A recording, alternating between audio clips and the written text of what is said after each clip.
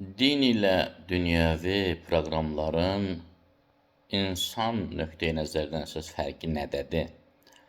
Yəni, din bir növ həyat tərzini insana tövsiyə edir, digər dünyəvi təlimatlar başqa növünü tövsiyə edir.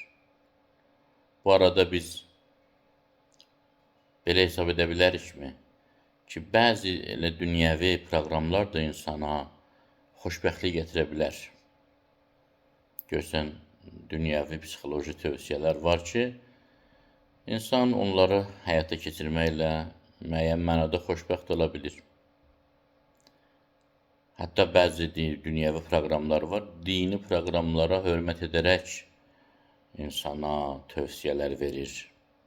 Toxunmur dinə, məsələn, təhqirləmir dini. Bəs nə üçün biz məhz dini proqramlara əsas tutmalıyıq? Dinin tələb etdiyi həyat tərzini yaşamalıyıq. Baxın,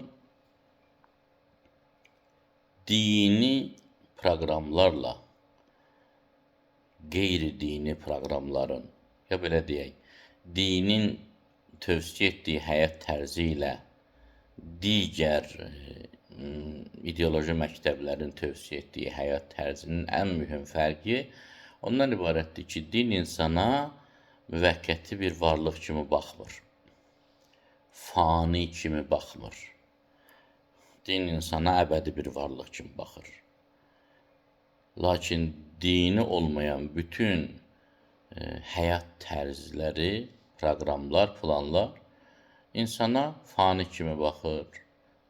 Sübut budur ki, bütün proqramlar ölümə qədərdir. Yalnız dini proqramlar ölümdən sonra da davam edir. Axirət aləmi, orada nələr olacaq, burada nələr etməlisən ki, orada nələr baş versin və s. və ilə axır. Qeyri-dini proqramlar hamısı ölümə qədər insana tövsiyələr verir. Və bu arada çox mühüm bir hadisə baş verir. O nədən ibarətdir? Dini olmayan proqramlar insanı ölüm anında tək qoyur. İnsana deyir, gəl mənə qulaq as, mənim dediklərimi elə, xoşbəxt olarsan, filan olarsan, amma öləndən sonra mənlik deyilsən, nə olursa olsun.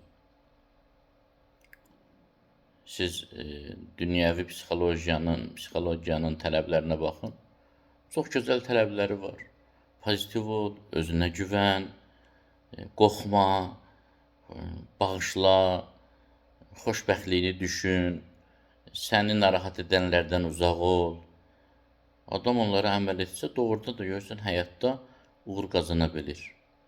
Amma gəlib ölümə çatdıqda psixologiya susur. Sanki ölümünə çatan adam mən deyiləm. Axı, o da mənəm. Orada tövsiyələrin nədir? Öləndə nə eləyim? Ya nə eləyim ki, öləndə rahat ölüm? Nə eləyim ki, öləndən sonra rahat olum? Ümumiyyətlə, ölümdən sonra üçün nə tövsiyələrim var? Ölümdən sonra mən varammı yenə, yoxammı? Nələr baş verəcək? Dindən başqa hər şey bu barədə susur. Yalnız dindir ki, deyir, ölüm üçün nə et, ölümdən sonrası üçün nə et və s. və ilə axır. Çünki insana əbədi bir varlıq kimi baxır. Dinə görə insanın əvvəli var, amma sonu yoxdur, əbədidir. Allah Teala insanı yaradıb, amma məhv etmir. İnsan daim Allahın izni ilə yaşayacaq. Ya bu həyat nəşəsində, ya digər həyatda, digər aləmdə. Bir hədis var. Bu hədisi oxudum və çox maraqlı gəldi mənə. Bihar-ül Ənvar kitabının 63-cü cildindədir. Peyğəmbər sallallahu aleyhi və aleyh buyurur ki, İnnəlləhə lə yədra'u bis-sədəqəti səb'inə mitətən minəs-su. Allah Teala sədəqə vasitəsilə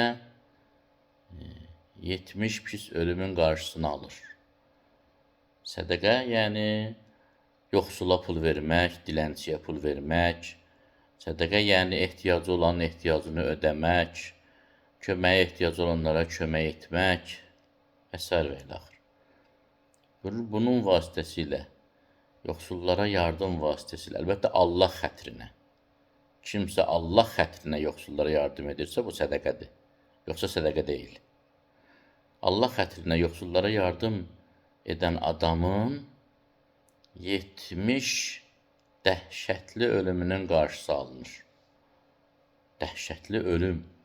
Ölümün də yaxşısı, pisi var, qorxulusu, qorxusuzu var, rahatı, çətini var. 70 dəhşətli ölüm məhz sədəqə vasitəsilə aradan qalxır. Sual, dindən başqa hansı proqramda rahat ölmək üçün, asan ölüm üçün belə tövsiyələr var? Ümumiyyətlə, varmı heç? Ümumiyyətlə, insanın necə ölümü, necə ölməsi, ölümdən sonra nələr baş verməsi barəsində dindən başqa bir söz deyən varmı? Biz daha dərindən mi düşünməliyik?